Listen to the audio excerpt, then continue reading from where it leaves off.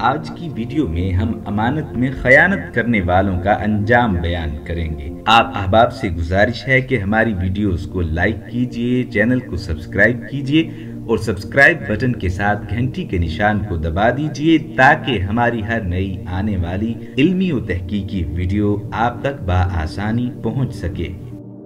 علامہ ابن جوزی رحمت اللہ تعالی علیہ لکھتے ہیں کہ ایک آدمی خراسان سے بغداد آیا۔ وہ شخص حج کے لیے جا رہا تھا۔ اس کے پاس ایک بیش قیمت موتیوں کا ہار تھا۔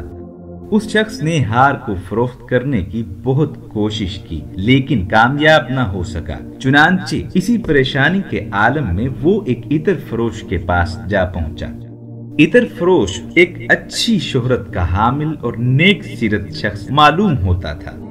اس خراسانی شخص نے موتیوں کا قیمتی ہار عطر فروش کے پاس بطور امانت رکھوا دیا اور حج کے لیے روانہ ہو گیا۔ فریضہ حج کی ادائیگی کے بعد وہ خراسانی شخص تحفے تحائف لیے عطر فروش کے پاس حاضر ہوا۔ اس نے عطر فروش کو تحفے تحائف پیش کیے اور اپنے ہار کا تقاضا کیا۔ عطر فروش کی نیت میں فطور آ گیا۔ وہ کہنے لگا، رے بھائی تو کون ہے اور کہاں سے آیا ہے؟ میں تجھے نہیں جانتا، تو کس امانت کا ذکر کر رہا ہے؟ خراسانی حاجی کہنے لگا، میں ہی اس ہار کا مالک ہوں جسے میں نے حج پر جاتے ہوئے آپ کے پاس بطور امانت رکھوایا تھا، لہٰذا اللہ سے ڈریے اور خدا را میرا ہار واپس کر دیجئے۔ عطر فروش نے ڈھٹائی سے غصے میں کہا، میں تمہیں نہیں جانتا، یہاں سے دفع ہو جاؤ۔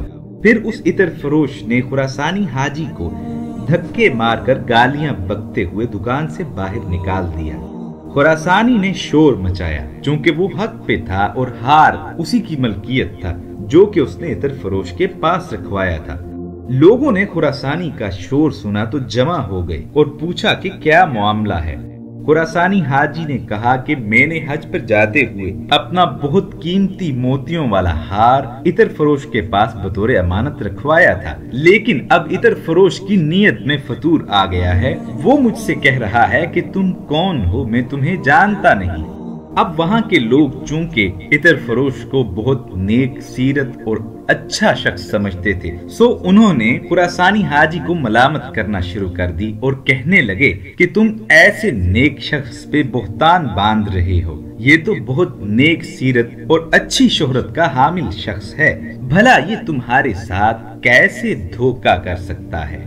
لوگوں کی زبانی عطار کے بارے میں ایسے اچھے کلمات سن کر حاجی مزید حیرت کا شکار ہو گیا، لیکن وہ برابر ہار کی واپسی کا تقاضا کر رہا تھا اور عطر فروش اسے مسلسل گالیاں بکے جا رہا تھا۔ کچھ سمجھدار لوگوں نے خراسانی حاجی کو مشورہ دیا کہ اگر تم اس جھگڑے کا حل چاہتے ہو تو بادشاہ عزدالدولہ کے دربار میں چلے جاؤ، اپنا مقدمہ پیش کرو، اس سے مدد طلب کرو، ہمیں یقین ہے کہ تمہاری پریشانی کا کوئی نہ کوئی حل ضرور نکل آئے گا۔ حاجی نے لوگوں کے مشورے کے مطابق اپنی پوری داستان، اپنا پورا مسئلہ ایک کاغذ پر لکھ لیا اور اسے ایک لمبی لکڑی پر لٹکا کر عزدالدولہ کے دربار جا پہنچا۔ اسے دیکھتے ہی عزدالدولہ نے قریب بلوایا اور پوچھا، اے سائل تمہارا کیا مسئلہ ہے؟ حاجی نے درخواست پیش کی اور زبانی طور پر جو واقعہ اس کے ساتھ پیش آیا وہ سنا دیا۔ عزدالدولہ نے کہا، کوئی بات نہیں، تم کل عطار کی دکان کے پاس جا کر بیٹھ جانا، اگر عطر فروش تمہیں اپنی دکان کے پاس بیٹھنے سے روکے تب بھی تم اس سے کوئی جھگڑا نہ کرنا، کوئی احتجاج نہ کرنا۔ ایسی صورت میں سامنے والی دکان پہ جا کے بیٹھ جانا یا اس کے ساتھ کسی بھی قریبی دکان کے پاس جا کے بیٹھ جانا جہاں سے تم اس کو نظر آتے رہو۔ یہ بات بھی یاد رکھو، کسی سے ہار کے بارے میں کوئی بات نہیں کرنی، کسی سے احتجاج نہیں کرنا۔ تم نے ایسا 3 دن لگاتار کرنا ہے، صبح سے مغرب تک چپ چاپ وہاں بیٹھے رہنا۔ چوتھے دن میرا بما لشکر وہاں سے گزر ہوگا، میں تمہیں سلام کروں گا، تم میرے سلام کا جواب دینا۔ اس کے بعد میں تم سے بات کرنے کی کوشش کروں گا، کچھ سوالات کروں گا، لیکن تم میری کسی بات کا جواب نہ دینا۔ اور ہاں، یہ بھی یاد رہے جب میں تمہیں سلام کروں تو وہاں بیٹھے بیٹھے جواب دینا، میرے لیے ہرگز تعظیماً نہ اٹھنا اور جیسا میں کہہ رہا ہوں ویسا ہی کرنا۔ پھر جب میں وہاں سے چلا جاؤں تو تم اس عطر فروش کے پاس جانا اور اپنے ہار کا تقاضا کرنا۔ اب تمہارے ساتھ جو معاملہ پیش آئے، یعنی وہ تمہیں ہار دے یا نہ دے، دونوں صورتوں میں تم مجھے آگے اطلاع دو گے کہ تمہارے ساتھ کیا معاملہ پیش آیا۔ اگلے روز خراسانی حاجی عطر فروش کی دکان کے پاس جا کے بیٹھ گیا، کسی سے کوئی بات نہ کی۔ بادشاہ کی ہدایت کے مطابق خراسانی حاجی متواتر 3 دن بیٹھا رہا۔ چوتھے دن بادشاہ عزالدولہ اپنی عظیم الشان سواری پر لاؤ لشکر کے ساتھ وہاں آن موجود ہوا۔ بادشاہ نے خراسانی کو دیکھا تو سواری روک لی اور پکار کر کہا، خراسانی بھائی السلام علیکم۔ خراسانی بدستور بادشاہ کی ہدایت کے مطابق وہاں بیٹھا رہا اور بیٹھے بیٹھے کہا، وعلیکم السلام۔ سلام کا جواب دے کر خراسانی حاجی چپ ہو گیا۔ عزالدولہ نے کہا، خراسانی بھائی آؤ، آخر ہمارے پاس کیوں نہیں آتے؟ ہمیں اپنی ضروریات کیوں نہیں بتاتے؟ اپنے مسائل ہم سے کیوں بیان نہیں کرتے؟ بادشاہ کی ہدایت کے مطابق اس خراسانی حاجی نے کوئی جواب نہ دیا۔ بادشاہ عزالدولہ نے 2-3 سوالات اور کیے لیکن وہ خاموش رہا۔ بادشاہ جتنی دیر خراسانی حاجی کے پاس کھڑا رہا، اس کا پورا لشکر جاہو جلال کے ساتھ وہاں موجود تھا۔ یہ منظر دیکھ کر اور بادشاہ کے سوالات سن کر عطر فروش کی حالت غیر ہو گئی۔ دہشت کے مارے عطر فروش پر غشی طاری ہونے لگی۔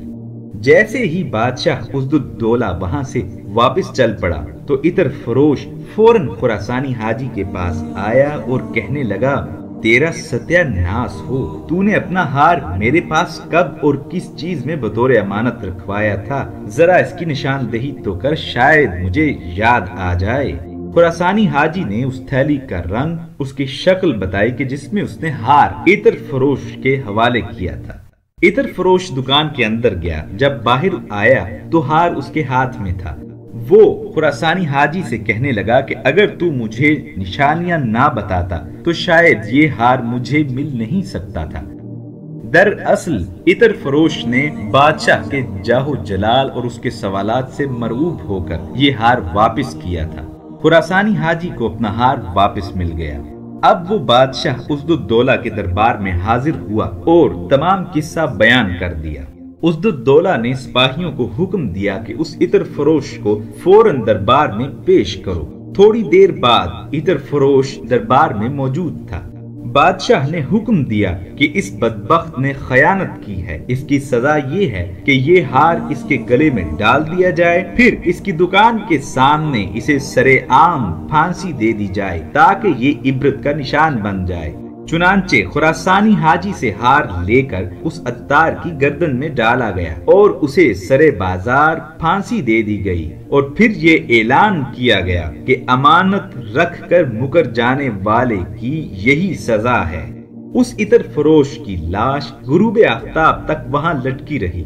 غروب آفتاب کے بعد بادشاہ کی ہدایت کے مطابق ہار اس کی گردن سے نکال لیا گیا اور خراسانی حاجی کے حوالے کر دیا گیا۔ اب عزالدولہ نے خراسانی حاجی سے کہا کہ اب تم اطمینان سے اپنے گھر واپس جا سکتے ہو۔ اس واقعے سے ہمیں یہ سبق حاصل ہوتا ہے کہ کسی بھی صورت امانت میں خیانت نہیں کرنی چاہیے۔